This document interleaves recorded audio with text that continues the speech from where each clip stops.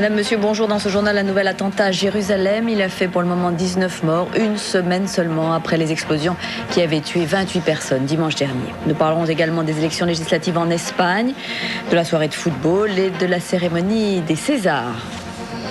Un nouveau dimanche endeuillé donc en Israël. L'attentat suicide de ce matin a fait au moins 19 morts et une dizaine de blessés. C'est la même ligne de bus que dimanche dernier qui était visée. Un groupe armé du Hamas a revendiqué l'attentat. Shimon Peres a réuni ses ministres pour décider de prendre des mesures très fermes à l'égard des terroristes. Sur place, Isabelle Marc. À une semaine d'intervalle, c'est le même scénario macabre qui frappe Jérusalem. Un bus de la même ligne 18, la plus fréquentée de Jérusalem, est soufflé par l'explosion d'une bombe identique à 6h20 ce matin, sur la plus grande artère, Jaffa Road, à hauteur de la poste centrale. Il roule 50 mètres avant de s'immobiliser complètement. En 4 minutes, les premiers secours sont sur les lieux, la police boucle le quartier. On aperçoit seulement la carcasse du bus dont le toit a volé en éclats. Et sous la pluie qui se met à tomber, on retrouve les corps dans les décombres, 20 morts dont 18 sont identifiés dans les heures qui suivent. Alors que les blessés sont évacués vers les hôpitaux, certains dans un état grave, les Israéliens se rassemblent sur place autour du périmètre de sécurité. À l'horreur qui se répète, ce sont les mêmes réactions, la peur, la colère, la haine. C'est terrible quoi, on ne sait plus quoi faire. Moi aussi je prends le bus et je ne sais pas si demain ce ne sera pas mon tour quoi. C'est ce qu'on appelle faire la paix au Moyen-Orient, le nouveau Moyen-Orient, la paix de nos politiciens et la paix de M. Arafat. Nous allons arrêter tout ce simulacre de processus de paix, nous allons chasser les Arabes et nous allons construire notre État. Lorsque Shimon Peres se rend sur les lieux, il est accueilli par les huées habituelles. Les négociations sont bien sûr gelées et le gouvernement annonce des mesures de sécurité. Une fois de plus, Yasser Arafat est montré du doigt. L'arrestation de 250 personnes la semaine dernière sur les territoires qu'il contrôle n'a pas suffi à éviter ce qu'il a appelé un désastre. Un acte horrible, a-t-il déclaré, de Gaza, qui vise non seulement les Israéliens, mais aussi les Palestiniens et le processus de paix. 3 heures après l'attentat, le bus calciné est emporté. Il ne reste pratiquement aucune trace de ce qui s'est passé ce matin. Seules les bougies témoignent de la douleur des Israéliens. Ils se préparent à de nouvelles obsèques alors que leur premier deuil n'est même pas terminé. Et dès ce matin, Shimon Peres a rencontré le chef du Likoud ainsi que celui des autres formations de l'opposition. Le président israélien Ezer Weizmann déclare qu'Israël est en guerre et qu'il faut suspendre les négociations de paix. Alors que va-t-il se passer maintenant, Isabelle Marc ? Eh bien écoutez, pour le moment, on attend une conférence de presse du Premier ministre Shimon Peres. On sait d'ores et déjà que plusieurs mesures vont être réclamées à l'encontre des Palestiniens et des islamistes. Des mesures de répression collective contre les familles de terroristes dont on va détruire les maisons ou auxquelles on va détruire les villages. On annoncera aussi probablement qu'on va séparer encore plus les Palestiniens des Israéliens, notamment à Jérusalem et entre Israël et la Cisjordanie. On demande aussi aux pays arabes de participer à la lutte contre le terrorisme. Et enfin, le gouvernement pourrait annoncer qu'il autorise 20 000 ouvriers étrangers à venir remplacer la main-d'œuvre palestinienne qui est déjà bouclée dans les territoires autonomes, comme vous le savez, depuis dimanche dernier. Et j'imagine que les négociations de paix sont pour le moment suspendues. Alors elles sont suspendues, mais toujours pas rompues. Yasser Arafat a promis de prendre des mesures très fermes contre les extrémistes de Hamas et du djihad islamique. Mais la semaine dernière, il a déjà arrêté 250 personnes et malheureusement, ça n'a pas suffi à empêcher l'attentat de ce matin.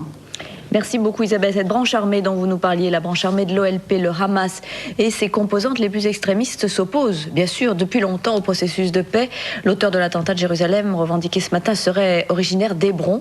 Le Hamas vient aussi d'annoncer que ce serait le dernier attentat pendant 3 mois, en attendant qu'Israël donne une réponse à sa demande de trêve, demande qui concerne notamment la libération des prisonniers. Alors essayons de comprendre comment est composé ce mouvement Hamas avec Loïc Béraud.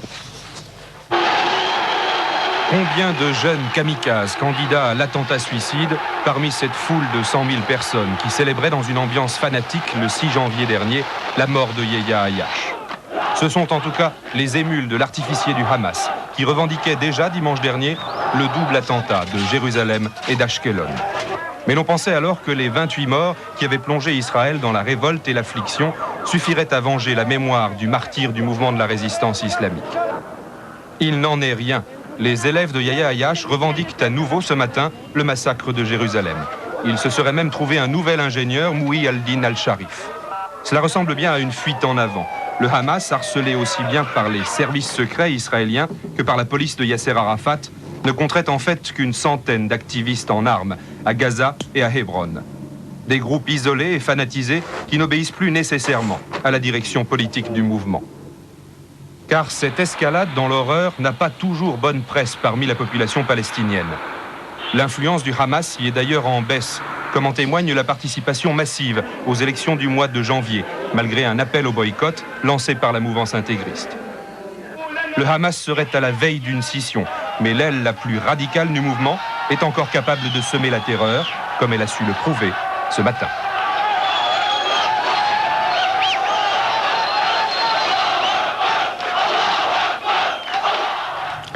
Élections législatives en Espagne, au scrutin proportionnel. Le Parlement va être élu pour 4 ans, des élections anticipées.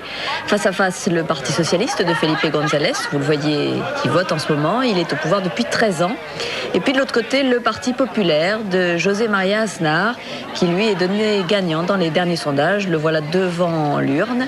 Au total, 32 millions d'électeurs sont appelés à voter et ils pourront le faire jusqu'à 20h. À 20h, heure des premières estimations sans doute pour nous. Les observateurs vont suivre tout particulièrement les résultats en Andalousie, le fief des socialistes et la région de Felipe González. Depuis la mort de Franco, Séville et ses alentours sont à gauche, mais la violence, le chômage et la corruption pourraient bien conduire les électeurs à se détourner du pouvoir en place. Voyons ce que pensent les Andalous avec ce reportage de Guylaine Laurent et Thierry Froissart.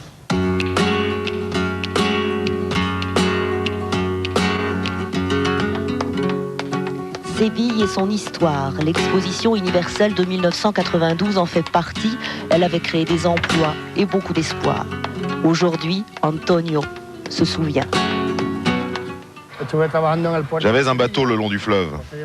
Et à cause de l'expo, les terres qui étaient sur la rive ont toutes été expropriées. J'ai abandonné le bateau pour travailler à la construction de l'expo. J'en étais très fier. Et une fois qu'elle a été terminée, je me suis retrouvé, comme beaucoup d'autres, sans emploi. Le chômage touche bien des ménages, la famille Pineda en est un exemple. À Séville, 43% de la population active est sans emploi. La chasse aux petites annonces fait partie du quotidien. Si je dois abandonner mes études, pour aider les miens, je le ferai. Mais avec ou sans diplôme, on ne trouve pas de travail. Le travail, c'est terrible.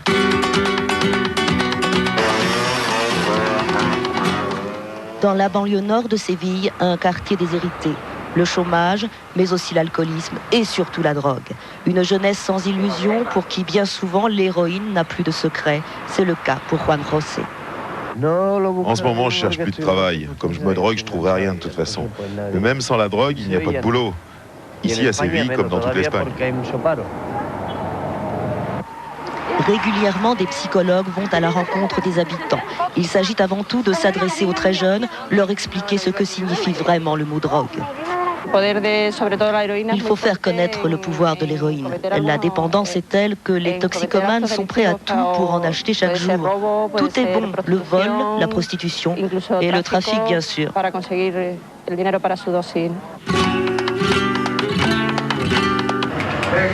Au moment des élections, dans les bars de Séville, des discussions animées. La feria, le folklore, la semaine sainte, la réalité, c'est autre chose. Sous Franco, mon père s'est exilé, c'était un mauvais régime. Et aujourd'hui, c'est pareil. C'est pire même pour celui qui veut travailler. Mais le système économique a changé. Tout ça, ça vient du capitalisme, c'est tout. Toujours les mêmes mots qui reviennent en écho, la drogue et surtout le chômage. Le chômage qui provoque bien des débats électoraux. L'hommage des exilés cubains aux victimes du raid aérien décidé par la Havane dimanche dernier. En raison du mauvais temps, la flottille anticastriste n'a pas pu se rendre dans son ensemble sur les lieux du drame. Mais vous le voyez, les quelques yachts qui ont pu prendre la mer ont jeté des couronnes d'œillets dans l'océan en hommage aux 4 frères disparus. Les gardes-côtes américains sont restés vigilants pour éviter tout incident avec les autorités cubaines. La victoire de Robert Dole dans la primaire républicaine de Caroline du Sud. Il a remporté 45% des suffrages devant Pat Buchanan, 30%, et devant le milliardaire Steve Forbes, 13%. Un encouragement pour Bob Dole qui devait rattraper ses défaites dans le New Hampshire et dans le Delaware. Revenons en France avec les problèmes d'environnement et de qualité de l'eau qui se posent en Bretagne. Les sources et les rivières sont particulièrement polluées par les nitrates provenant des engrais et de l'élevage des porcs. L'eau du robinet n'est plus potable et la population des Côtes-d'Armor s'en prend aux distributeurs d'eau. L'exemple de Guingamp avec Hervé Cressard. Comme 66% des Bretons, Louis Boquet ne boit jamais de l'eau du robinet réservée à la lessive ou à la toilette. Depuis quelques années, l'eau en bouteille est devenue un produit alimentaire qui a toujours sa place dans la cuisine. Je m'en sers pour faire du café, pour boire comme eau de table, et puis aussi, par exemple, pour quand on fait du potage, peut-être pas complètement, mais des fois pour moitié-moitié. Louis Berthoud fait partie des 180 consommateurs de Guingamp qui ont obtenu quelques centaines de francs de dédommagement de la Lyonnaise des Eaux. À raison de 2 bouteilles par jour, il dépense environ 80 francs par mois pour remplacer une eau qui dépasse régulièrement le taux autorisé de 50 mg de nitrate par litre. Nous estimons que les nitrates sont néfastes pour la santé, sans savoir exactement, puisque personne ne connaît les effets à long terme. Mais bon, les gens compétents nous disent que c'est mauvais. C'est une situation anormale, puisqu'on a là l'eau au robinet et qu'on ne peut pas l'utiliser sans crainte. D'autres consommateurs redoutent les effets des pesticides, jugés plus dangereux que les nitrates. Quand il y a un doute, bien que la preuve purement scientifique ne soit pas apportée, je pense qu'il vaut mieux s'abstenir. Le distributeur montré du doigt a décidé de faire un geste. La Lyonnaise va installer dans son usine de Guingamp une fontaine d'eau dénitratée distribuée gratuitement. Une petite victoire pour les consommateurs, mais la bataille de l'eau pure est très loin d'être gagnée. Et un peu plus au sud, les chantiers navals de Saint-Nazaire viennent d'achever le dernier grand paquebot français. Il s'appelle la Splendeur des mers. Toute la région est invitée à venir découvrir le navire. Je vous propose de le faire déjà grâce à Thierry Cabane qui a pu le visiter. Il a pour nom Splendor of the Seas et c'est le dernier né des chantiers de l'Atlantique. Comme vous pouvez le constater, le bébé se porte plutôt bien. Avec près de 260 mètres de long, 32 mètres de large, cette Splendeur des mers pourra accueillir à son bord jusqu'à 2000 passagers tout en naviguant en vitesse de pointe à 25 nœuds. L'espace d'un week-end, les portes de ce joyau se sont ouvertes pour près de 30 000 personnes privilégiées, au premier rang desquelles les 4300 salariés du dernier grand chantier naval français et les nombreux sous-traitants invités avec leurs familles à découvrir le résultat de 14 mois de construction. On s'est aperçu qu'avec beaucoup de difficultés, on a quand même livré un bateau fini dans les délais et que c'est quand même quelque chose de magnifique pour l'ensemble de la région. Ça fait plaisir de revisiter. Ce qui va faire moins plaisir, c'est de devoir partir.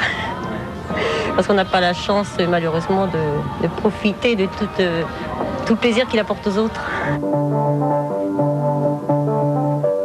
Véritable palace flottant, sur le Splendeur, le luxe est omniprésent. Tout a été étudié pour le confort et le bonheur du passager, qui évoluera dans un décor fait de marbre, d'acajou ou de cuir. Même si aujourd'hui, au chantier de Saint-Nazaire, on est fier de ce paquebot et que 5 bateaux sont inscrits sur le carnet de commandes, l'avenir est encore incertain. On exporte 90% de notre production et on se bat contre des pays comme la Corée ou le Japon qui protègent leur marché intérieur et qui, en face de nous, ont des avantages que nous avons du mal à contrer. Le Splendeur, destiné à naviguer en Europe du Nord, mais également en Europe du Sud, sera livré à l'armement norvégien RCCL le 15 mars prochain. Montant de la facture, près de 2 milliards de francs. Un mot des vacances de février avec un coup de projecteur sur une toute petite station située en Lozère à 1400 mètres d'altitude. Les touristes peuvent y trouver le calme et l'authenticité. Les débutants ne sont pas gênés par l'accueil des skieurs. Reportage Lisa Verdiani. Un univers sauvage, une nature immaculée, le mont Lozère offre ses flancs enneigés aux amoureux de la glisse. C'est désormais la seule station de ski de Lozère. Dans ce département où les distractions sont plutôt rares l'hiver, on ne se fait pas prier pour goûter aux joies de la neige. Le public est familial, régulier, bien loin des foules des grandes stations. Moi, ça me convient tout à fait, justement, parce que c'est pas le grand standing, c'est pas côté snob, etc. Moi, j'aime bien, ça me convient tout à fait. Je viens au moins 2 fois par semaine, quand j'ai quand j'ai le temps, parce que je suis agriculteur juste au bas de la montagne. 8 km de piste et 5 remontées mécaniques, c'est peu, mais il faut, comme partout, travailler la neige tous les jours. Cette année, c'est l'abondance, 1,60 m dès le bas des pistes, et l'ouverture de la station est assurée jusqu'au mois d'avril. Un coup de pouce appréciable pour toute l'économie locale. Les remontées mécaniques et l'organisation générale de la station emploie 13 personnes. Et ensuite, il y a toute l'économie induite autour de la station, donc les restaurants, les centres de vacances, les commerces. Ça peut représenter environ 40 emplois. La plupart des saisonniers sont des agriculteurs voisins. Pour eux, c'est un complément de revenu essentiel, même si les journées sont plus longues. On commence le matin à 8h30, on arrive au téléski, on commence à faire les montées, on regarde si les pistes sont bonnes, et puis à 9h, on ouvre la station, de 9h à 5h du soir. Et ensuite, après, on rentre et on va faire les travaux à la ferme. Il faut continuer jusqu'à 8h, 8h30 le soir, et traire les vaches et tout. Apprécié l'été par les amateurs de marche à pied, le Mont Lozère a aussi conquis ses visiteurs de l'hiver. En football, une victoire du Paris Saint-Germain sur Rennes, 1-0. Le PSG reste donc largement en tête du championnat. À noter aussi qu'Auxerre, le second, l'a emporté 4-0 sur Martigues. Puis en troisième position, Metz, qui a réalisé le score de 4-0 également face à Nice. Le résumé des matchs d'hier soir avec Bruno Kaufmann. Paris Saint-Germain, toujours à la recherche de sa confiance passée. Après une mauvaise série, une victoire au Parc face à Lens. Et hier soir, nouveau succès, cette fois-ci à l'extérieur. Les Parisiens battent les Rennais 1-0. Grâce à cette reprise opportuniste de Rai, 14e but depuis le début de saison pour le Brésilien du Paris Saint-Germain.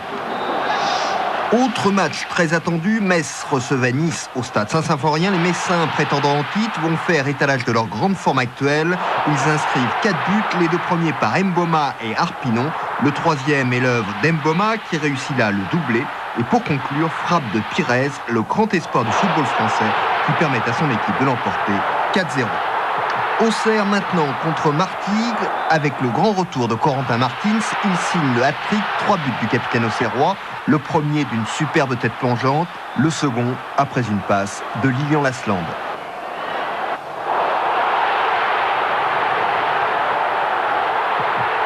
Martins marque là son 3e but, se trouvant à la réception d'un centre-tir de Coquard. 59e minute, Stéphane Le Paul remplace Diomède. Il n'a pas encore touché un ballon. Coup franc, superbe lucarne du jeune ailier auxerrois, 4-0. Et formidable victoire des Bourguignons chez eux au stade L'Abbé des Champs. Les autres résultats de cette 30e journée, Cannes bat Guingamp 3-0 et sort ainsi de la zone dangereuse. À noter aussi les bonnes performances de Strasbourg et Lens, vainqueurs respectivement de Lille et Guignon sur le même score de 2-0. Au classement, toujours Paris Saint-Germain en tête. Mais attention à Auxerre qui compte un match en retard, mais surtout Metz qui en compte 3. En bas de classement, on voit mal comment Martigues va pouvoir éviter maintenant la descente en 2e division. Et le tirage au sort des quarts de finale de la Coupe de France vient d'avoir lieu sur TF1. Montpellier sera opposé à Caen, Valence à Auxerre, Nîmes à Strasbourg, Marseille à Lille. Et les matchs seront joués samedi 16 mars, samedi prochain. Non, samedi dans 15 jours. La fête des acteurs français, la cérémonie des Césars a couronné hier soir le film de Claude Sautet, Nelly et Monsieur Arnaud, et surtout La haine de Mathieu Kassovitz, sacré meilleur film de l'année. Ont été récompensés Michel Serrault, Isabelle Huppert, ainsi qu'Eddie Mitchell et Annie Girardot, qui a reçu, très ému, sa récompense des mains de Philippe Noiret, le président de la cérémonie, Alain Beverini.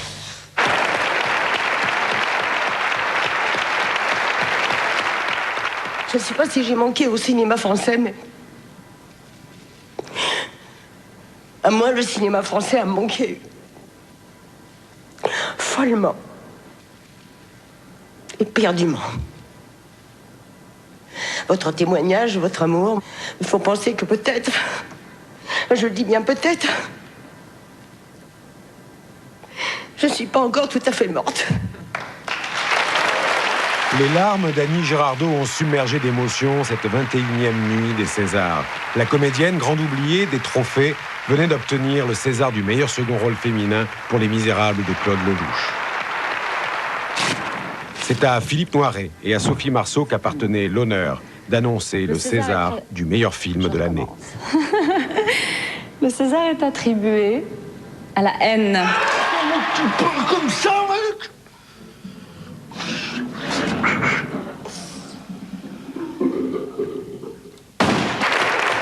Avec Nelly et Monsieur Arnaud, Michel Serrault obtenait le 3e César de sa carrière et Claude Sauté son 2e. Mais regardez-vous, vous êtes là posé devant cette machine comme un ectoplasme. Vous allez arrêter? Vous vous prenez pour qui? Vous me payez pour un travail, on va le finir, ça vous donne pas le droit de regard sur ma vie, j'ai pas à vous raconter les... Si, justement, vous devez. C'est Isabelle Huppert qui fut sacrée meilleure actrice pour la cérémonie de Claude Chabrol. Enfin, cette année, la comédie obtenait ses lettres de noblesse avec le César du meilleur second rôle masculin à Eddie Mitchell pour Le Bonheur est dans le pré d'Étienne Châtilez. Celui du meilleur scénario à Terci Borman et Josiane Balasco pour Gazon maudit de Josiane Balasco. Et enfin, celui de la première œuvre de fiction à Trois frères de Didier Bourdon et Bernard Campan, comédie que plus de 5 millions de Français ont déjà vue. À chaque insulte, vous serez gratifié d'une amende de 500 francs. Oui, attendez, sinon il y a le téléviseur là. Oui. S'il vous plaît, sac à merde, c'est une insulte? Je sais pas, je pose la question comme ça, c'est une insulte, sac à... Non. Et enfin, un petit mot de la fête des grands-mères, c'est aujourd'hui. Les nouvelles mamies sont de plus en plus jeunes. Selon un dernier sondage, par exemple, c'est Claudia Cardinal qui est la grand-mère la plus séduisante. Alors voyons comment les petits-enfants les regardent avec ces témoignages recueillis par Corinne Magne et Jean Bettelet. La première, elle est pas vieille, mais la deuxième, elle a plein de bosses. Mon sorcière. Ma mamie, elle est jolie. J'avais une grosse tête, comme ça.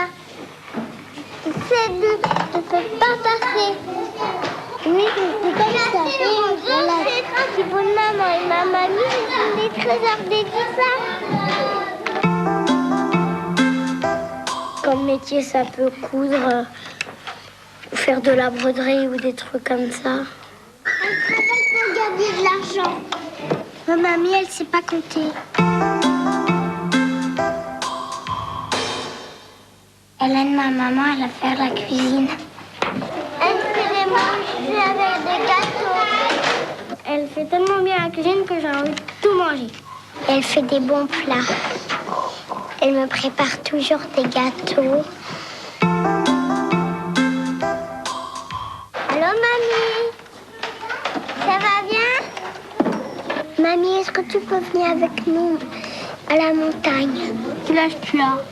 J'aimerais bien que tu viennes avec moi à Malaga parce que je pars en Espagne et j'aimerais bien te faire visiter un peu. Allô, mamie? Mamie, je t'aime. Mamie, je t'aime.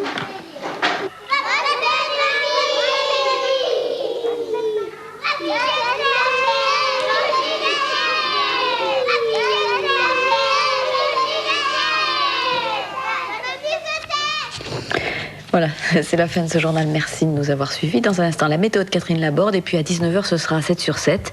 Anne Sinclair reçoit ce soir Simone Veil. Je vous retrouverai juste après, à 20h. Excellent après-midi. Et tout de suite, en guise de générique, quelques images des Masters mondiaux de rock acrobatique qui ont eu lieu hier soir. C'était au stade Pierre de Coubertin. 62 couples sur scène.